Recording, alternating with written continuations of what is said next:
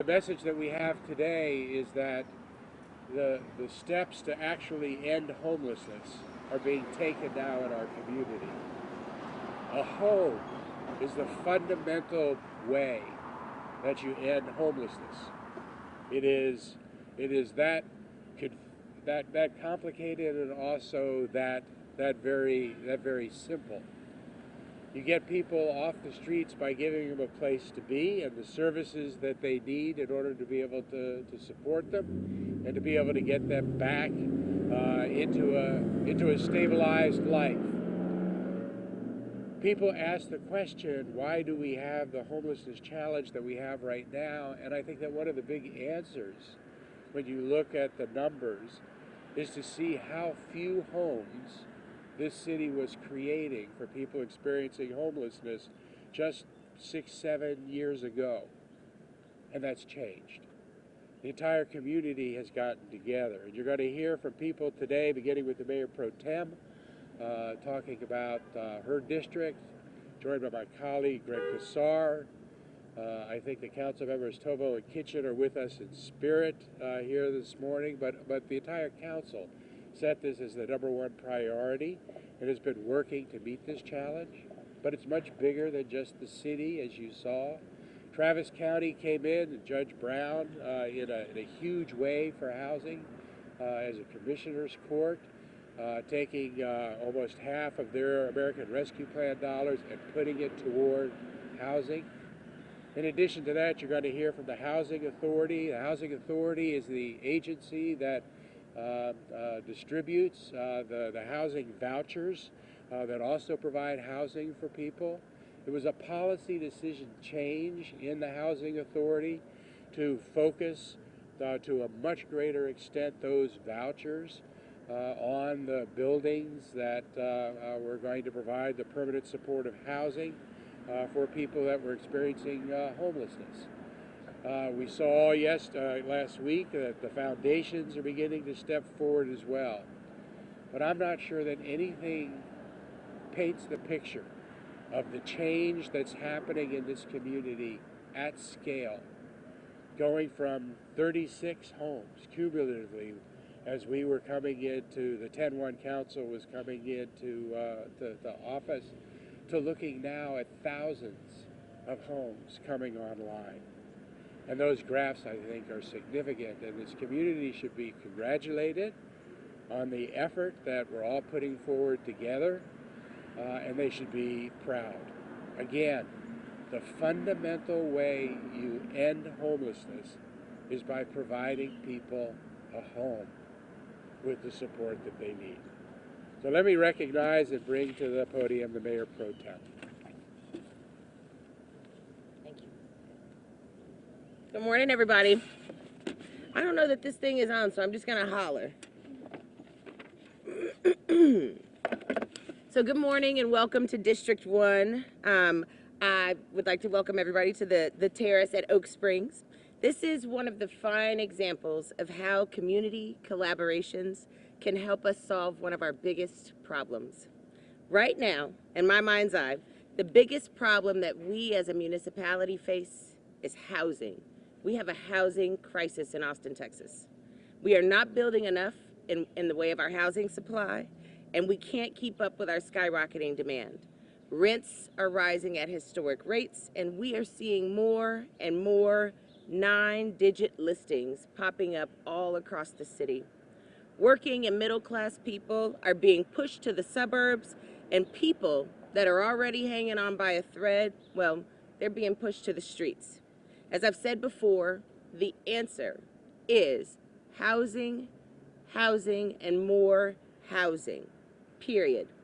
We need all kinds of housing for all kinds of people in all parts of the city of Austin. That includes permanent supportive housing, just like this community here. We cut the ribbon here at Terrace at Oak Springs back in 2019. Earlier this year, we broke ground on another PSH community on Rutland up in Councilmember Kassar's district. And right now, my office is working with our housing staff and neighbors to potentially bring more permanent supportive housing to District 1 on Manor Road.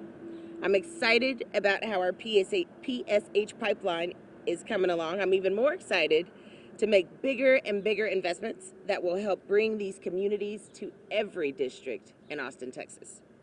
I'm grateful to my colleagues, to city staff, for all the work that they've put into this, to our community partners, without whom we couldn't get any of this work done.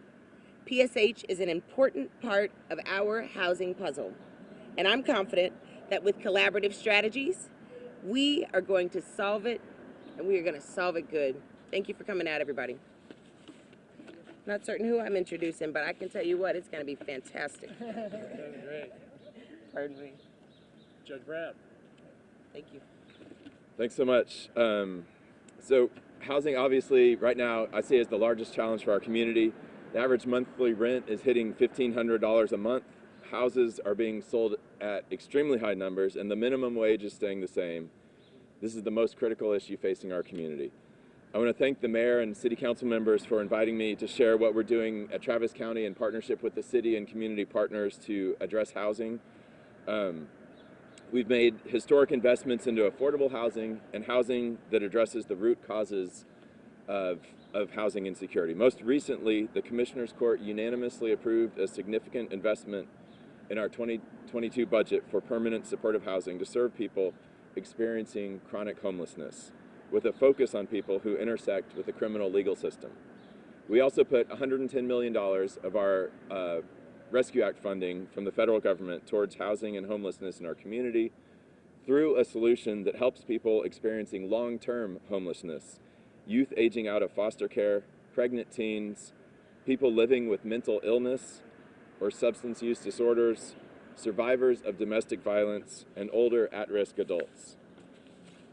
Housing is a civil rights issue and a public safety issue for all of us here in Austin and Travis County. Housing keeps families together.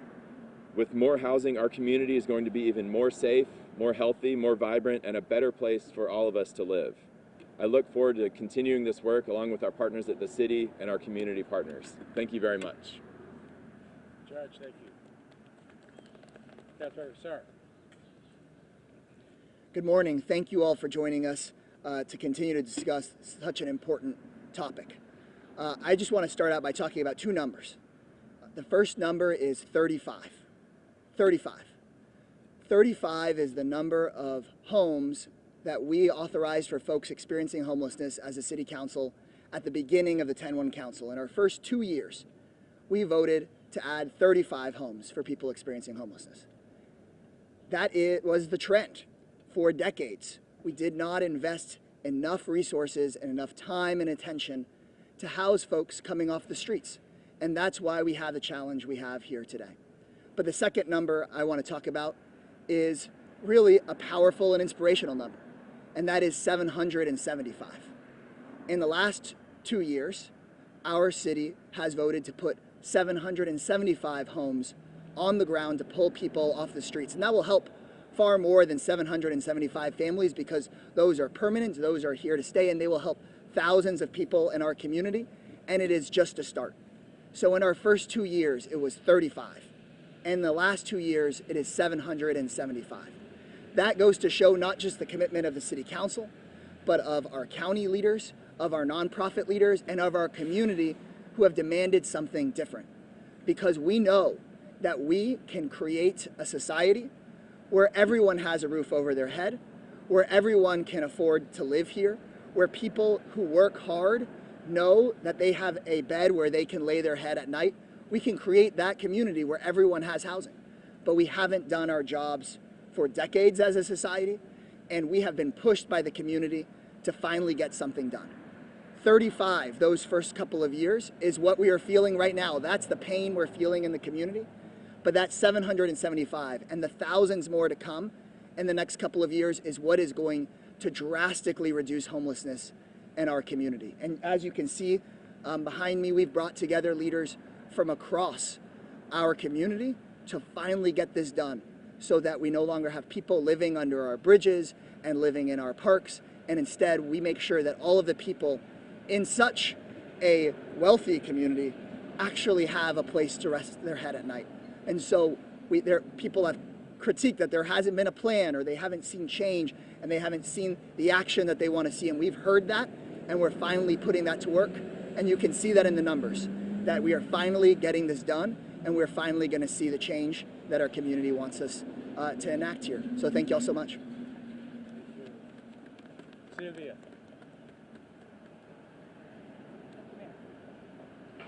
Good morning, everyone. On behalf of the Housing Authority of the City of Austin, I want to thank Mayor Adler and to council members Kassar and Tovo and Spirits, Mayor Pro Tem Harper Madison, and Judge Brown. Your collective leadership has been crucial in championing permanent supportive housing in Austin as we stand here today against this beautiful backdrop of the terrace at Oak Springs. HACA has committed to making permanent supportive housing a reality by providing federally funded project-based vouchers to help homeless families. This strategy helps to leverage this long-term rental subsidy with partners committed to creating additional affordable housing units and service providers willing to provide that critical support service. To date, HACA has committed vouchers that cover 200 permanent supportive housing units with 5 partners at 6 properties across the city. Collectively, this rental subsidy that HACA has committed is valued at more than $58 million over a 20-year period.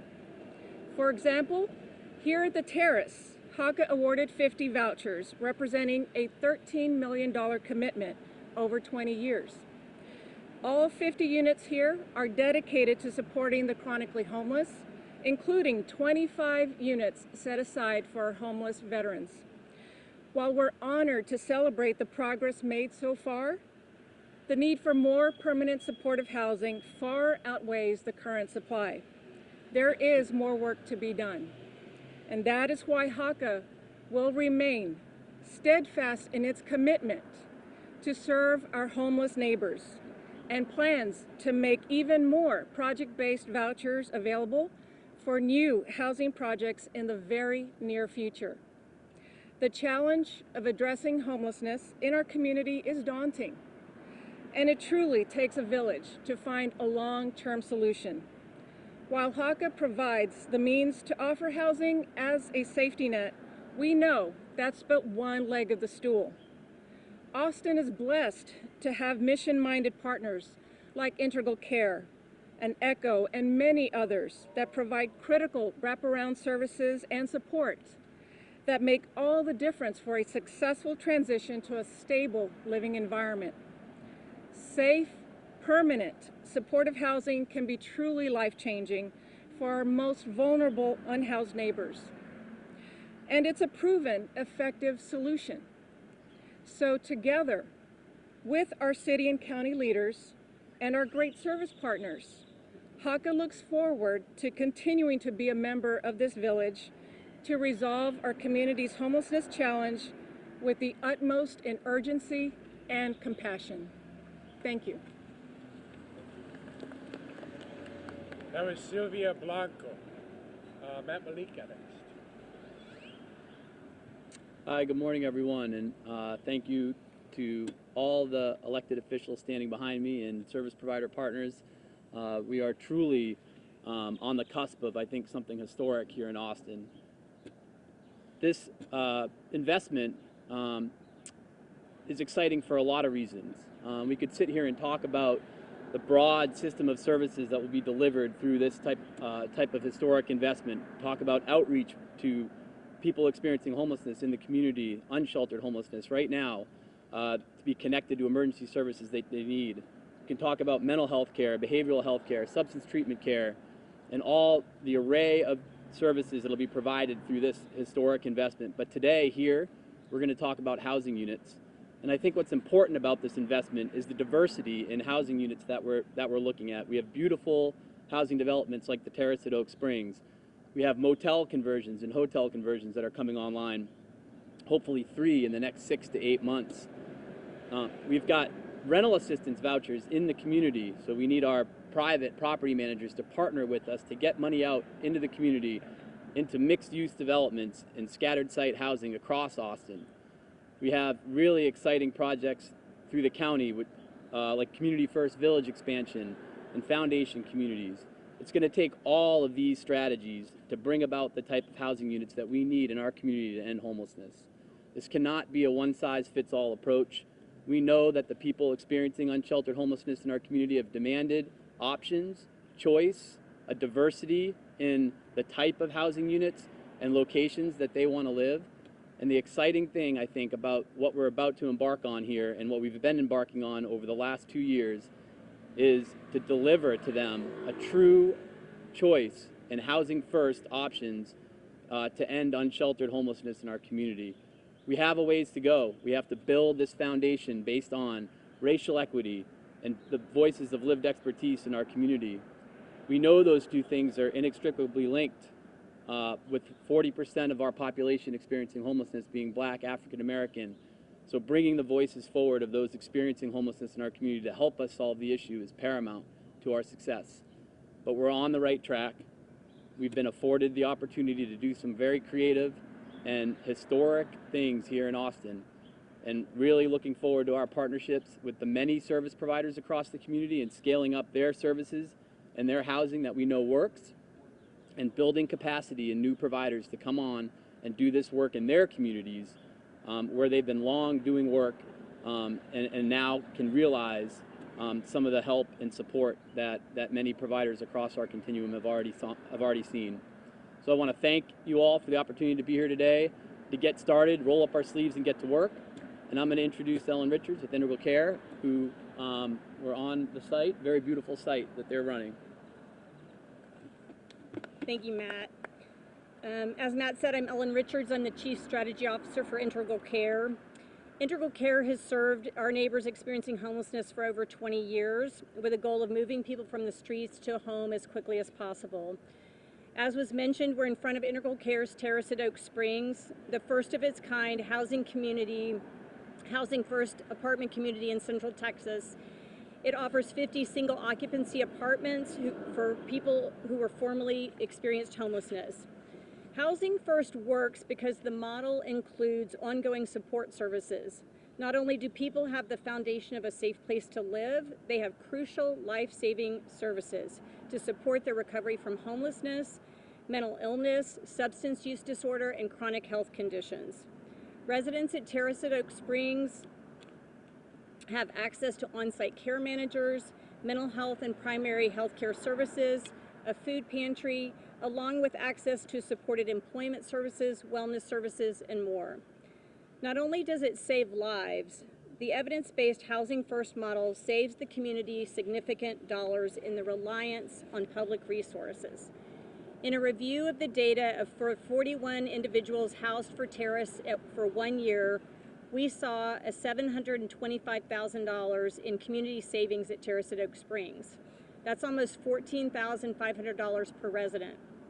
To identify these savings, we compare the intersection with public services before housing and then after housing. The changes identified not only showed savings, but also indicate an improvement in health. After 1 year, we saw a 60% reduction in arrests, a 100% reduction in psychiatric inpatient hospital stays, a 79% reduction in medical hospital stays, and a 51% reduction in ER visits.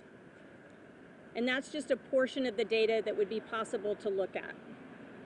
Our community has embraced the Housing First approach, and every day city leaders and homeless experts and the folks standing here today are working together to end homelessness and improve the overall health and well-being of our community. Looking ahead, we're excited about the initiatives that will offer more housing for those who are experiencing homelessness. Right now, Integral Care is working with the City of Austin to convert a hotel into 60 units of permanent supported housing. It will use the same model as Terraces Oak Springs and open in 2022. And we're also looking forward to working with the county on their new collaborative to expand housing. And I just want to thank city and county leadership for taking action to create more housing, and for the partners here who have made a commitment to really improve health and well-being across Austin and Travis County. Thank you so much. Alan, thank you. Those are all the people that we had talking. This is the chart, I think, that says it all. This is the cumulative housing that's available, permanent supportive housing in our city. You can see where we were just a few years ago and what started happening just a couple years ago. And with the investments that are already committed, what's happening here in our city over the next 3 years. This chart says it all. It's happening because we have more community stakeholders joining together in a unified way than we have ever had before in the history of this city. We're going to get this job done. We're going to end homelessness in Austin. Do y'all have any questions?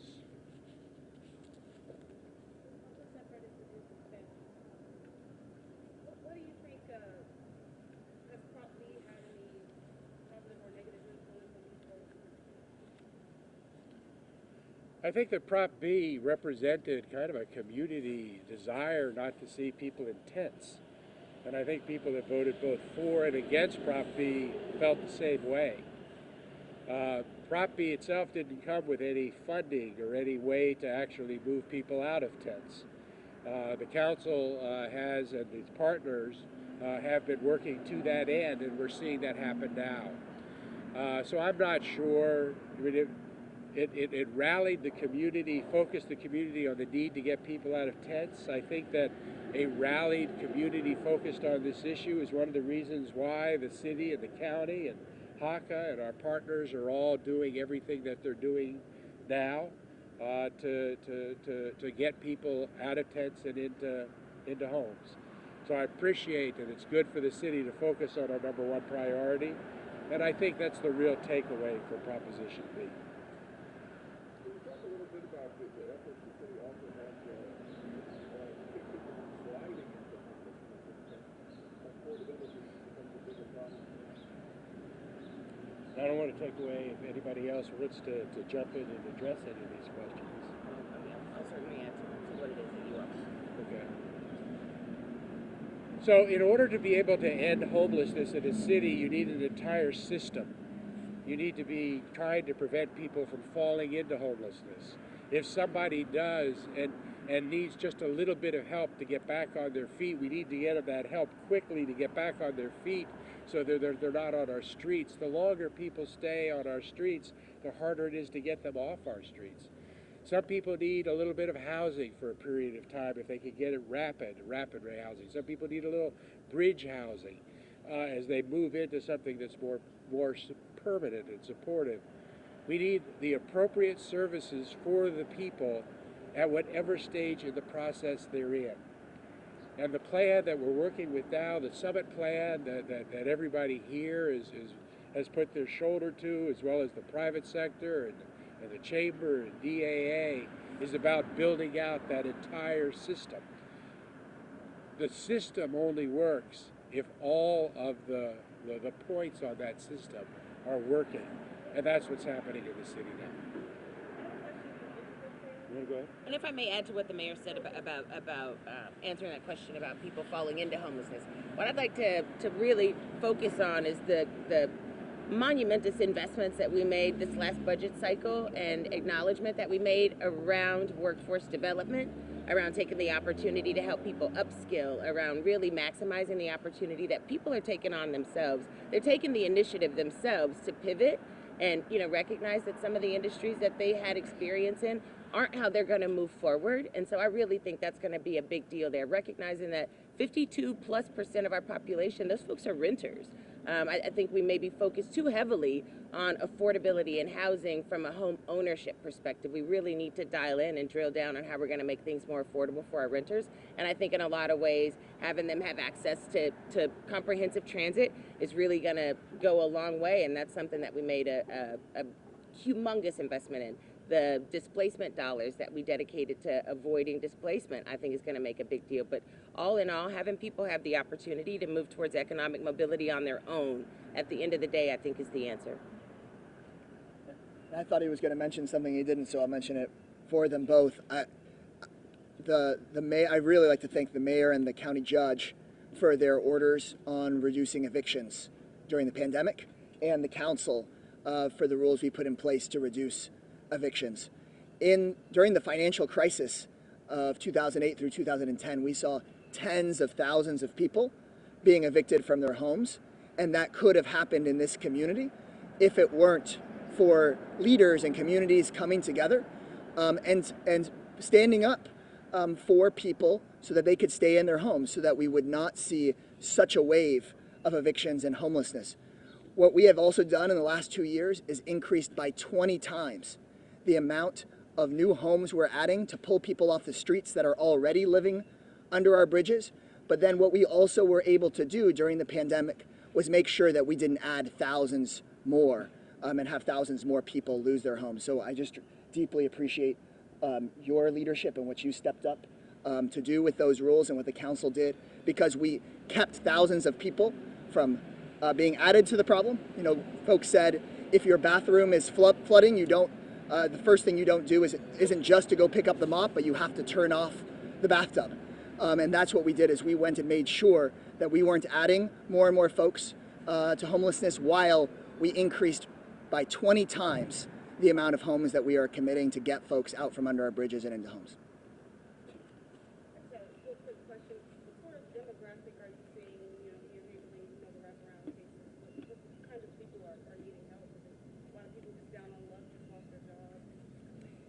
In terms of the folks that are moving into housing, so Integral Care specializes in serving people experiencing chronic homelessness, and so the folks that live at Terrace at Oak Springs have been living on the streets 10, 15 years with multiple chronic issues.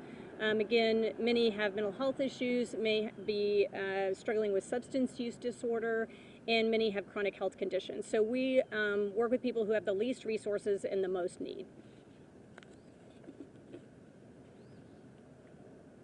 And the demographic of the people who are experiencing homelessness is really everybody. And it could be any one of us. And we see that.